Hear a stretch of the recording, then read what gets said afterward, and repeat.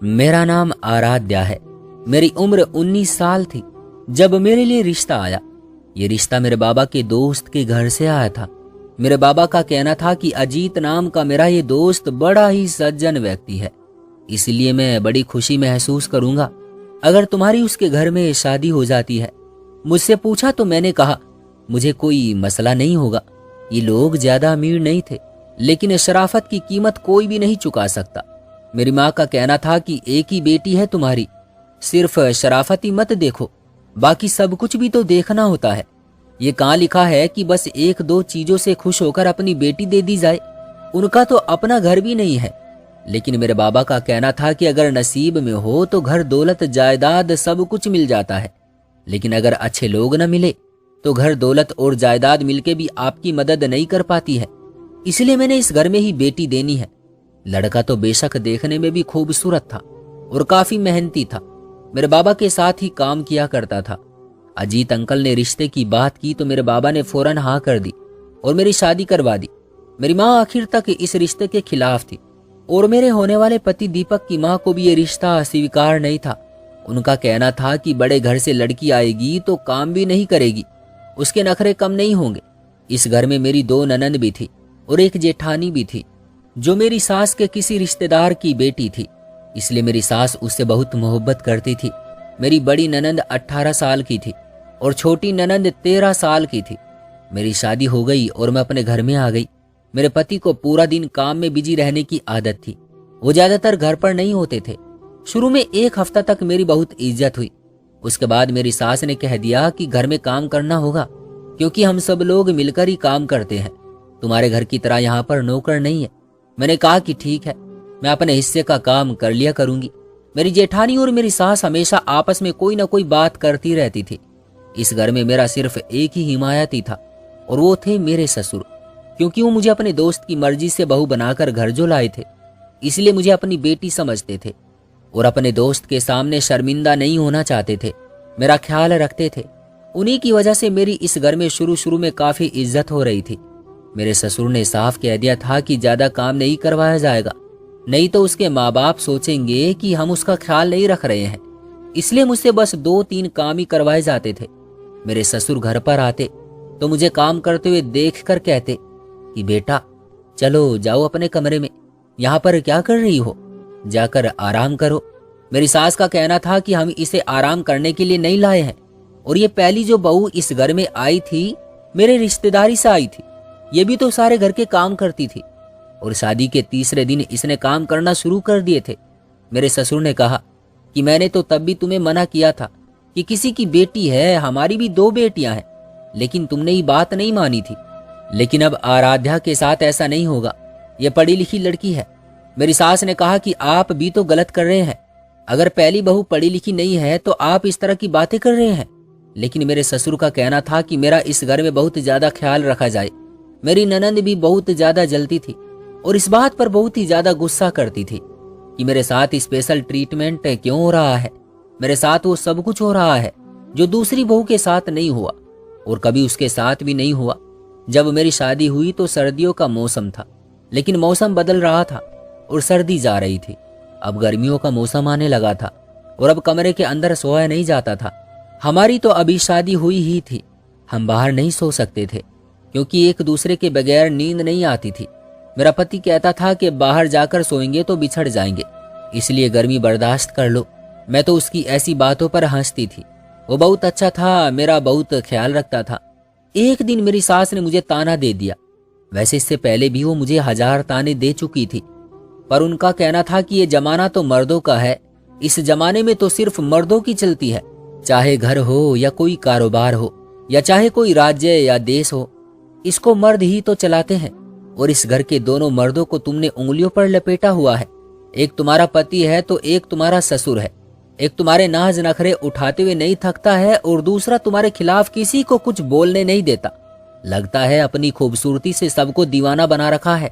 मैं हैरान रह गई कि मेरी सास किस तरह की बातें कर रही है। उनको इस तरह की बात नहीं करनी चाहिए थी। मैं अपने ससुर को अपने बाप की जगह देखती थी और मैं भी तो उनकी इज्जत करती थी।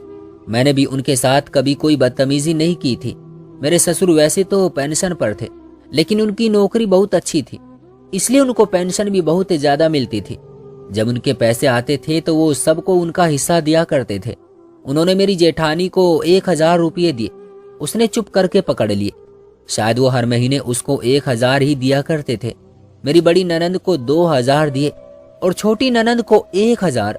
उसने शिकवा किया, लेकिन शायद बड़ी ननंद जिद करके अपने बाप से 2,000 रुपये ले लिया करती थी और कहती थी कि मेरे ज्यादा खर्च हैं। फिर उन्होंने मुझे पैसे दिए। मुझे यकीन था कि जैसे बड़ी जेठानी को 2,000 रुपये दिए हैं तो मुझे भी 2,000 रुपये ही मिलेंगे, लेकिन उन्होंने 3,000 दिए। ये देखकर बाकियों की शक्ल अजीब सी बन गई और जो पैसे बच गए उन्होंने मेरी सास की तरफ बढ़ा दिए। तो मेरी सास ने कहा कि ये भी अपने पास ही रख ले, अब बच ही क्या गया है, आपने तो नए खर्चे निकाल लिए हैं। बिना ये सोचे समझे कि अब मैं इतने पैसों में पूरा महीना कैसे चलाऊंगी। वो शायद मेरे पैसों की बात कर रही थी, क्योंकि मेरे ससुर ने पहली दफा मुझे पैसे दिए थे। ननंद ने भी फौरन ही कह दिया कि उसको ज्यादा पैसे क्यों दिए हैं आपने, ये तो अमीर बाप की बेटी है, ये तो कुछ भी ले सकती है। मेरी जेठानी ने कहा कि तुम अपने अरमान निकालो, जिसकी जितनी अहमियत होती है उसको उतना ही दिया जाता है। वो भी बातों बातों में ताना मारकर वहां से चली गई। मुझे काफी अजीब लगा। मैंने अपने ससुर को बाद में कहा कि ये पैसे मम्मी जी को दे दे, मुझे कोई मसला नहीं है, मुझे पैसों की जरूरत नहीं है। मेरे ससुर ने कहा कि बेटा, जरूरत की बात नहीं होती है, तुम्हारे पास सब कुछ है और तुम्हारे माँ बाप भी तुम्हारे लिए कर सकते हैं, लेकिन बात उसूल की होती है। तुम्हें मैंने इसलिए ज्यादा पैसे दिए हैं क्योंकि मुझे पता है कि तुम एक अमीर घर से आई हो और वहां पर तुम्हारे लिए इतने पैसे से कोई बात नहीं होती होगी। मैं तो तुम्हें उससे भी ज्यादा पैसे देना चाहता था, लेकिन फिर इस तरह मेरे लिए मुश्किल हो जानी थी। उसके अलावा भी उनका रवैया मेरे साथ बहुत अच्छा था। जब मैं खाना बनाती तो वह जरूर तारीफ करते थे। अगर मैं कोई बात करती तो मेरा साथ देते थे। अगर मैं कहती थी कि मैंने घर जाना है तो मेरी सास फौरन कहती है कि बार बार जाने की क्या जरूरत है। तो मेरे ससुर जी कहते थे कि जाने दो इसको, बच्ची का दिल कर रहा होगा अपने घर वालों से मिलने के लिए। इंसान का हर वक्त दिल करता है। सब लोग इस तरह से चिढ़ते थे कि वो मेरी इतनी साइड क्यों लेते हैं, क्योंकि उन्होंने अपने दोस्त से वादा किया था कि वो हमेशा मेरा ख्याल रखेंगे और वो इस वादे को निभा रहे थे। मुझे इस बात की खुशी थी कि मेरे ससुर उसूल परस्त थे। अच्छी बात थी। कहते हैं कि सास और ससुर में से कोई एक भी अच्छा हो तो औरत के लिए काफी सहारा होता है, लेकिन आजकल जो हालात चल रहे हैं, ससुर तो सास से भी ज्यादा बहू को तंग करते हैं। मेरी ननंद भी मुझे कोई ना कोई बात कहती रहती थी और मेरी जेठानी की जुबान भी ऐसे चलती थी जैसे मेरे साथ लड़ाई करना उसका हक है। लेकिन जब मेरे ससुर से पूछे तो मैं कह देती कि नहीं, सब कुछ बिल्कुल ठीक है। कभी कभी वो बाहर से आते तो मेरे लिए समोसा लेकर आते और कहते कि बेटी चाय बना लो, और हम लोग मिलकर चाय पीते और समोसे खाते। एक दिन हमने समोसे खा लिए और मेरी ननंद ने कहा कि मेरे लिए कुछ नहीं रखा, तो मेरे ससुर ने कहा कि तुम्हारे लिए फिर ले आऊंगा, अभी तो ये मेहमान है। मेरी ननंद ने कहा कि 4 महीने से ये मेहमान ही है, पता नहीं इस घर को अपना कब समझेगी। मेरे ससुर ने अपनी बेटी को भी डांट दिया। वो हर दिन मेरे बाबा को फोन किया करते थे, मेरी बात भी करवाते थे और हफ्ते में एक दिन उससे मिलने के लिए भी ले जाते थे। जब मुझे मेरे घर जाना होता था तो मुझे साथ ले जाते थे। मैं अपने बाबा के सामने हमेशा उनकी तारीफ किया करती थी। अब गर्मियां आ गई थी और सब लोग बाहर सोया करते थे। एक दिन मैंने एक मंजर देखा जो मुझे बहुत अजीब लगा। मैंने देखा कि मेरी ननंद और ससुर एक ही चारपाई में सो रहे थे। पहले मुझे लगा कि शायद चारपाइयों की कमी होगी, लेकिन अगर चारपाई की कमी होती तो मेरी ननंद अपनी छोटी बहन के साथ भी तो सो सकती थी। वो ससुर के साथ ही क्यों सो रही थी? और चारपाई की कोई कमी नहीं थी। ये लोग देसी तरह के थे, इसलिए उनके घर में इस तरह की चीजें बहुत ज्यादा होती थी। ये उन लोगों में से थे जो फैन भी नहीं चलाते थे। ये सोच कर के बहुत ज्यादा बिल आ जाएगा, लेकिन बाहर खुले माहौल और मौसम में सोना पसंद करते हैं। मुझे ये सब काफी अजीब लगा, क्योंकि हमारे घर में मेरे बाबा भी मुझसे बहुत लाड़ प्यार करते थे, लेकिन उनका तरीका इस तरह का नहीं था। वो ज्यादा से ज्यादा सर पर हाथ रख देते थे, बस यही उनकी मोहब्बत हुआ करती थी। और सुबह जो बात मैंने अपने कानों से सुनी वो तो कुछ ज्यादा ही अजीब थी। मेरे ससुर ने मेरी ननंद को कहा कि बेटा, रात को तुमने मुझे खुश कर दिया, मुझे सब कुछ बहुत अजीब लग रहा था। मैंने अपनी ननंद को कहा कि तुम पिताजी के साथ क्यों सो रही थी?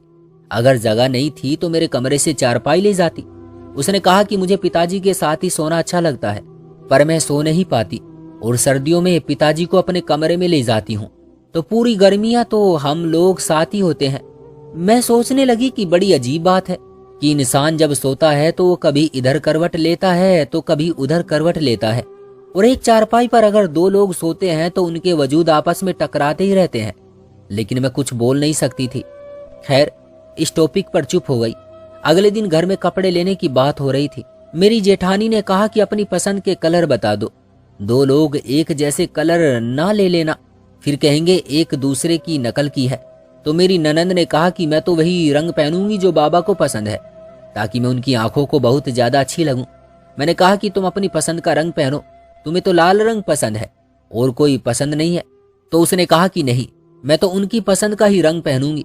पता नहीं क्या वजह थी, लेकिन मेरे ससुर और ननंद में जरूरत से ज्यादा ही प्यार था। वो दोनों एक दूसरे के साथ इस तरह की अटखेलियां करते थे जैसे कोई नए शादीशुदा जोड़े किया करते हैं, जबकि मेरा पति इस मामले में गंभीर था। वो घरवालों के सामने मेरे साथ ऐसे पेश आता था जैसे मैं उसकी कुछ नहीं लगती। मुझसे बात भी नहीं करता था, मेरा नाम भी नहीं लेता था, और मुझे ये बात अच्छी लगती थी।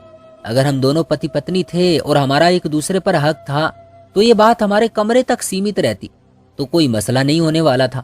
किसी को बताकर क्या करना था कि हमको एक दूसरे से कितनी मोहब्बत है। इस तरह नजर भी लग जाती है। मेरी जेठानी की शादी पसंद की शादी हुई थी। वो हमेशा अपनी मोहब्बत और शादी के किस्से सुनाती रहती थी और कहती थी कि मेरा पति मुझसे बड़ी बहुत ज्यादा मोहब्बत करता है, जो कह दूं वही करता है। पर मुझे तो ऐसा नहीं लगता था। उनके दो बच्चे भी थे और वो लोग हमेशा आपस में झगड़ा ही करते रहते थे। उनके कमरे से बहस और झगड़ा करने की आवाजें आती थी। मेरा जेठ कभी मेरी जेठानी को अपने साथ कहीं लेकर नहीं जाता था, जबकि मेरे पति ने एक रूटीन बनाई थी कि वो रविवार वाले दिन मुझे अपने साथ ले जाता था। हम अपनी बातों में बिजी रहते थे। वो मुझे बाजार भी ले जाता था और फिर मम्मी के घर भी ले जाया करता था, और अगर मैंने बाजार से जरूरत की कोई चीज लेनी होती थी तो वो भी मुझे लेकर दे देता था। मेरी ननंद और ससुर दोनों एक ही बिस्तर में सोते थे। एक दिन मेरी ननंद ने मुझे कहा कि आपकी आंखों से ऐसा लग रहा है कि आप सारी रात सोई नहीं है। दरअसल बात कुछ ऐसी थी, क्योंकि मैं और मेरे पति ने बैठकर फिल्म देखी थी और हम काफी देर से सोए थे। उसके बाद शोर होने लगा था और मैं जल्दी जाग गई थी, क्योंकि मैंने अपने पति को दुकान पर भी भेजना होता था। मैंने कहा कि वो हम रात भर जागते रहे हैं, सुकून से नींद नहीं आई। मेरी ननंद ने कहा कि मुझे तो बहुत सुकून की नींद आती है, इतनी मजे की नींद आती है कि मैं आपको बता नहीं सकती। कब सोती हूँ कब जागती हूँ पता ही नहीं चलता। मुझे मेरी ननंद की बातों से नींद आने लगी थी। एक दफा मेरा जन्मदिन था और मैं खुद ही भूल चुकी थी कि मेरा जन्मदिन है। मेरे माँ बाप मुझे हैरान करने के लिए अचानक से मेरे घर आ गए। यहाँ पर रात को बिस्तर जल्दी बिछा दिए जाते थे और सब लोग अपने अपने बिस्तर पर ही बैठ जाया करते थे। इसी तरह मेरी ननंद और ससुर अपने बिस्तर में एक साथ बैठे फोन पर कोई चीज देख रहे थे। जब मेरे माँ बाप अचानक से घर में आ गए, उनके हाथ में एक केक और मेरे लिए तोहफा था। उन्होंने ये मंजर देखा तो वो भी हैरान रह गई। मेरी माँ ने कहा कि ये बाहर क्या हो रहा है, तुमने नोट नहीं किया, ये सब क्या है, ऐसे तो नहीं होता है। मैंने कहा कि मुझे पता है, लेकिन मैं क्या कर सकती हूँ। उन्होंने कहा कि तुम पता लगाओ। मैंने कहा कि पता लगाकर मुझे क्या मिल जाएगा। दरअसल मैं अपनी माँ को सब कुछ बताती थी, लेकिन बाबा को कोई बात नहीं बताती थी कि इस घर में मेरे साथ सबका व्यवहार कैसा होता है। मेरी माँ ने कहा कि तुम्हें उनकी एक गलती का पता चल जाएगा, और जब तुम्हारे हाथ में उनकी कमजोरी होगी तो फिर ये तुम्हारे सामने ऊंची आवाज में बात भी नहीं करेंगे। तुम भी ना हमेशा बची रहना। इतना तो तुम्हें पता होना चाहिए कि जब जॉइंट फैमिली में रहते हैं तो इस तरह की बातों पर नजर रखते हैं। मम्मी की बात तो बिल्कुल ठीक थी। ये लोग हमेशा मुझे कुछ न कुछ कहते रहते थे। अगर मेरे हाथ में उनकी कमजोरी आ रही थी तो मुझे पीछे नहीं हटना चाहिए था। मेरी माँ ने कहा कि इस मामले की तह तक पहुंच जाओ, फिर मुझे बताना कि बात क्या है। मैंने अपनी ननंद से बात की। मैंने कहा कि ऐसा क्यों करती हो, तुम अपने पिता के साथ क्यों सोती हो, तुम जवान हो, तुम्हें पता नहीं है कि इस तरह नहीं होता है, रिश्तों की कोई हद होती है। उसने कहा कि मेरे और पिताजी के रिश्ते की कोई भी हद या सीमा नहीं है। इस बात पर तो मेरा मुंह खुला का खुला रह गया, और उसने कहा कि जिस दिन तुमको पता चल गया ना कि मैं उनके बिस्तर में क्यों सोती हूँ, उस दिन तुम भी हैरानी रह जाओगी। इस बात पर वो हंसती हुई वहां से चली गई, और मैं तो वाकई हैरान थी उसकी इस हरकत पर। उसकी ऐसी बातों पर मुझे समझ नहीं आ रही थी कि मैं क्या करूं।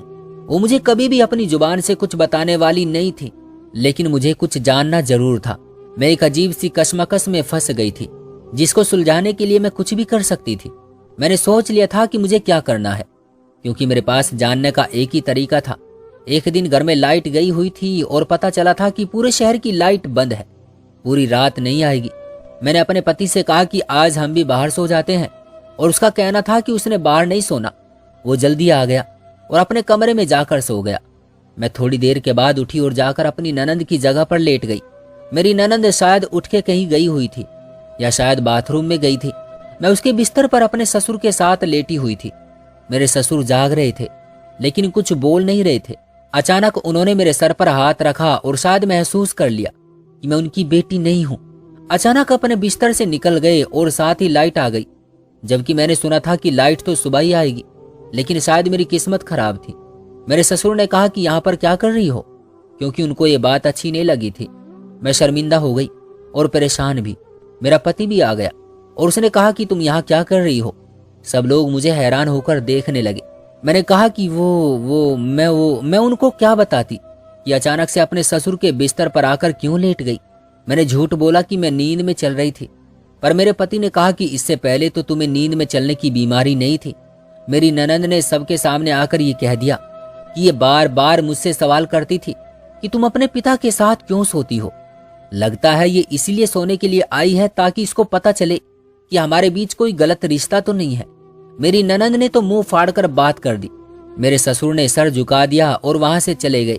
मेरी सास भी कानों को हाथ लगाकर रह गई और मेरी जेठानी ने भी आग में तेल डालने की पूरी कोशिश की और कहा कि हाय राम, यह हमें इस तरह का समझती है।